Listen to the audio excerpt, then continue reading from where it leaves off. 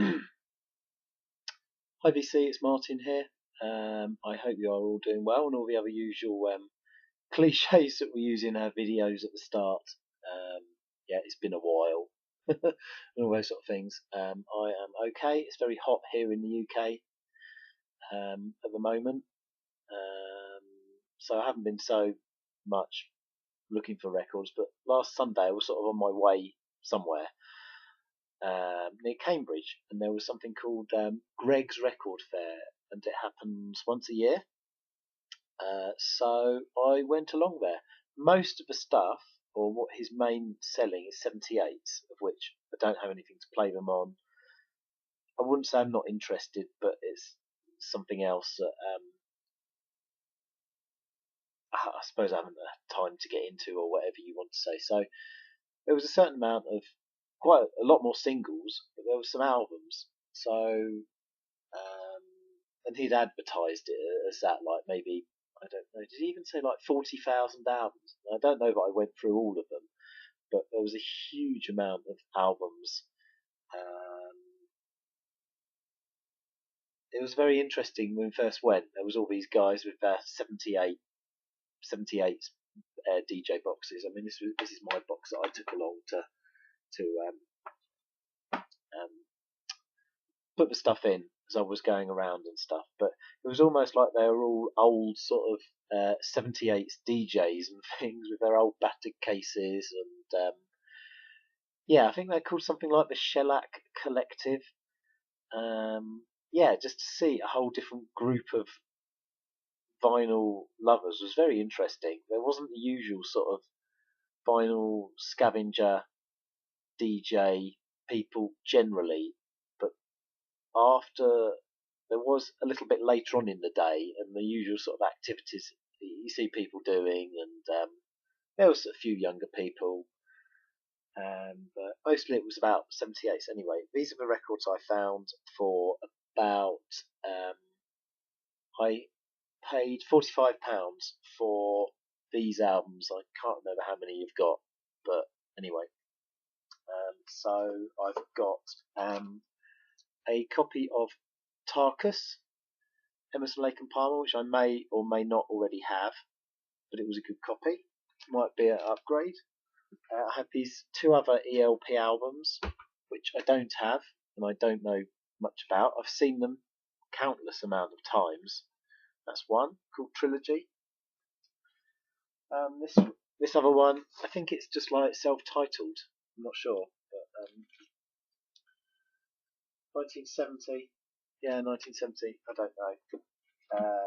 This is either an upgrade or something or other.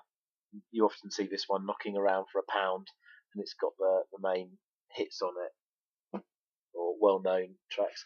Here's a nice indie compilation that were around in England in the late 80s, early 90s, and it's got a Sundays track on it. It's got a Galaxy 500 track on it, both of which I have bands I have neither anything by.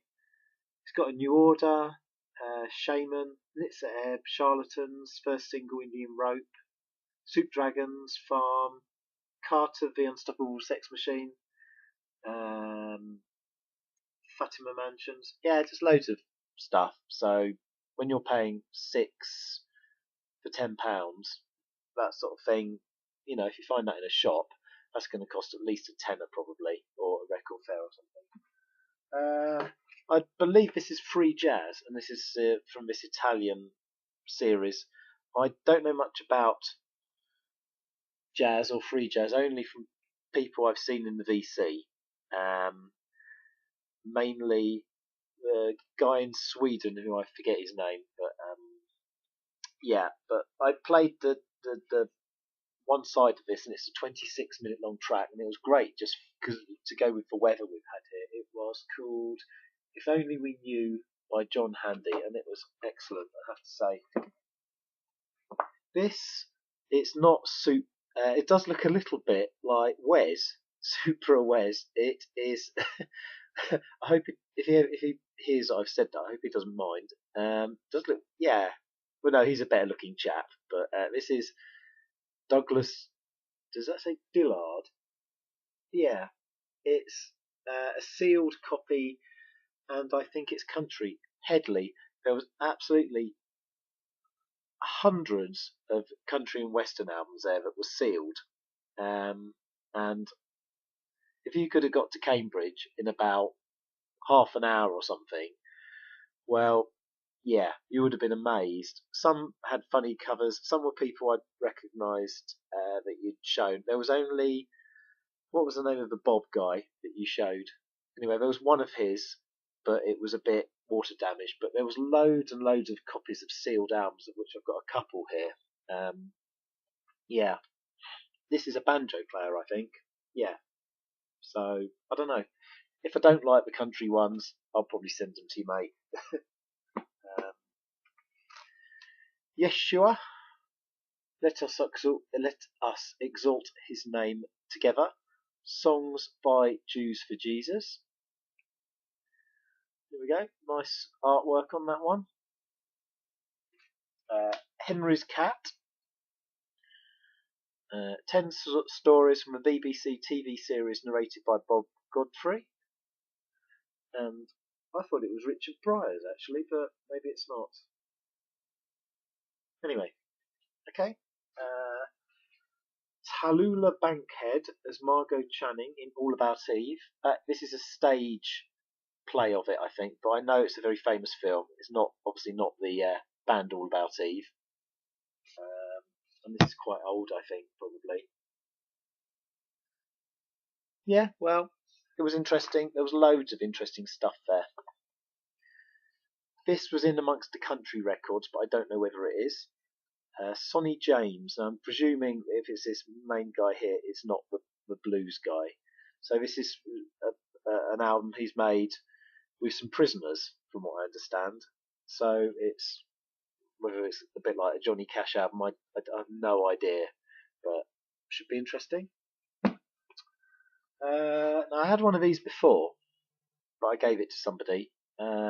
It's a sort of a sacred concert by Duke Ellington. It's a double album on Universal Artists, product of Fantasy Records. There's one album which is recorded in a church, a big domed church called Church of the Rock in Helsinki in Finland, which I would really like. It's a jazz album double, but it tends to go for like £60 and more. But in the meantime, this will do. John Michael Talbot is a Christian artist. This label, I have a couple of things on. This is an instrumental album, I think, called The Quiet. I don't know whether this is a sort of a more experimental label or what really, or whether it's just trying to be that in that sort of a field, but it's sort of quite nicely packaged. Right, who remembers Margaret Thatcher?